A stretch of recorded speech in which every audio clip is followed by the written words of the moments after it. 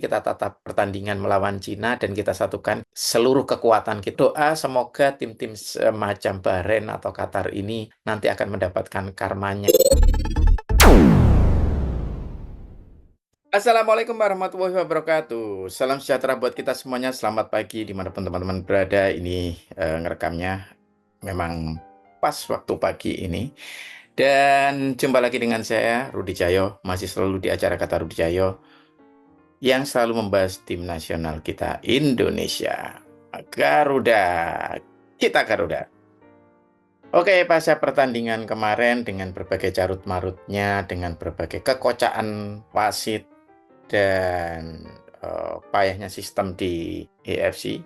Hari ini kita akan fokus kembali untuk menatap pertandingan melawan China. Dan saya pikir kalau ngomong soal mental bagaimana para pemain ini, mereka ini ya meskipun antar satu orang dengan orang yang lain semuanya mental kekuatannya beda-beda ya. Cuman saya pikir antara satu orang dengan orang yang lain sebagai tim ini bisa saling memberikan support. Saya yakin beberapa orang juga sangat terguncang dan marah dengan situasi ini. Kita bisa lihat pada protes terakhir pasca peluit pertandingan dibunyikan atau diakhiri pada menit ke 100 lebih 13 detik. Itu mereka sangat mengerah, sangat kecewa dan kemudian memprotes. Dan itu tentu saja pasti akan sangat mempengaruhi kondisi emosi ya, kondisi emosi dan bagaimana mengontrol emosi itu juga tergantung pada kekuatan mental masing-masing orang ya. Tidak hanya pemain tapi mungkin juga tim official. Tapi dalam hal ini tentunya yang mendapat perhatian atau sorotan pemain. Oke lah, pada saat momen tersebut semuanya serba emosional, semuanya kecewa dan seterusnya. Bahkan tidak hanya pemain, official, dan pelatih, tapi seluruh rakyat Indonesia sedang kecewa dan sedang marah kali ini. Tetapi kita semuanya sama-sama yakin bahwa kemarahan kita ini seharusnya bukan kontraproduktif, tapi habis ini kemarahan kita ini akan kita sinergikan, kita wujudkan dalam bentuk fokus ke pertandingan berikutnya dan kita tunjukkan bahwa kita itu punya kualitas selama semua permainannya itu berjalan dengan fair, tidak ada kecurangan apapun. Kita tunjukkan bahwa habis ini kita bisa menang, kita bisa bermain dengan bagus, kita bisa kalahkan lawan-lawan kita, terutama yang paling dekat ini adalah China. Dan nanti untuk selanjutnya, semoga saja kita bisa mengalahkan tim-tim besar dan tidak hanya mengalahkan ya kalau soal tim-tim besar ya, seperti mungkin barangkali saja Australia, Arab Saudi maupun Jepang.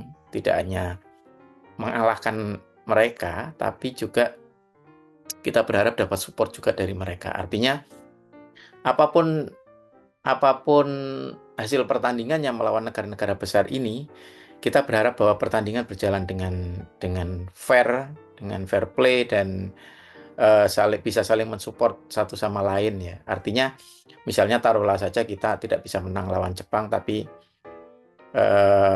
dengan permainan yang fair, yang serba adil, keputusan wasit yang bagus, maka kita pun bisa saling menghormati dan respect dengan Jepang. Contohnya saja misalnya itu loh, misalnya Jepang. Nah, dengan begitu kemenangan maupun kekalahan yang terjadi di situ adalah kekalahan dan kemenangan atas dasar kualitas, bukan karena kecurangan wasit, bukan seperti bayi-bayi raksasa kemarin, seperti Bahrain atau Qatar pada waktu di U23 yang masih dipakein popok ya. Meskipun sepertinya kelihatannya tua pada tua-tua dan pada brewokan, tapi seharusnya mereka malu ya. Sama kayak dulu itu golnya Qatar yang sangat kontroversial ketika melawan India di round 2 yang seharusnya bisa saja India yang lolos pada waktu itu menurut saya sangat memalukan. Karena apa? Karena dengan gol yang semacam itu saja mereka melakukan selebrasi. Ya, ini beda banget dengan ketika kita melawan Irak dan kemudian salah satu pemain Irak itu melakukan diving dan mereka dapat kesempatan untuk penalti, ya terlepas ini benar atau tidak, tapi mereka justru menunjukkan respect dengan tidak menendang bola itu masuk ke gawang. Itu ada beban moral tersendiri ya kalau misalnya memanfaatkan situasi, kondisi yang amoral itu untuk kepentingan atau keuntungan pribadi atau keuntungan sebuah negara. Itu berarti kan yang malu harusnya satu negara itu ya. Jadi kalau apalagi kalau pemainnya masih melakukan selebrasi kayak Qatar itu ya. Dan kemarin juga sama seperti itu Bahrain di golnya yang di menit ke 99 itu mereka masih melakukan selebrasi. Dan seharusnya ya oke lah, kalaupun mereka mengambil keuntungan dari situ dan mereka menang, ya nggak segitunya kali, apalagi federasinya tetap seolah-olah tidak bergeming menuliskan bahwa gol itu di 9+6. Oke lah, officially 9+6 memang, tapi realitanya 9+9. Nah itu sekarang kita kembali lagi, kita tatap pertandingan melawan Cina dan kita satukan, kita sinergikan seluruh kekuatan kita termasuk kekuatan supporter, netizen.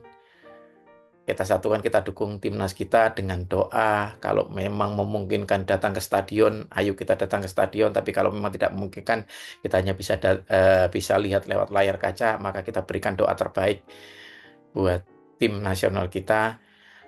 Termasuk doa semoga tim-tim semacam Bahrain atau Qatar ini nanti akan mendapatkan karmanya. Karena kita tahulah, Tuhan itu sudah memperhitungkan sedetil-detilnya apa yang terjadi.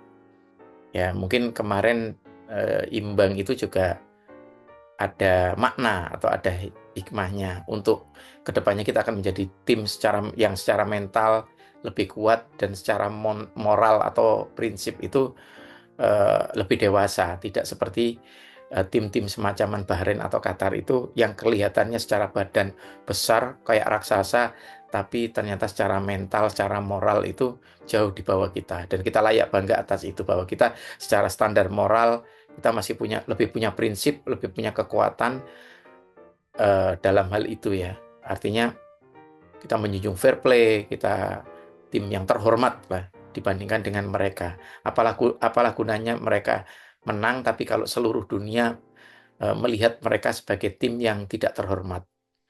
Demikian dari saya, beri dukungan buat tim nasional kita. Sampai ketemu lagi di video selanjutnya. Assalamualaikum warahmatullahi wabarakatuh.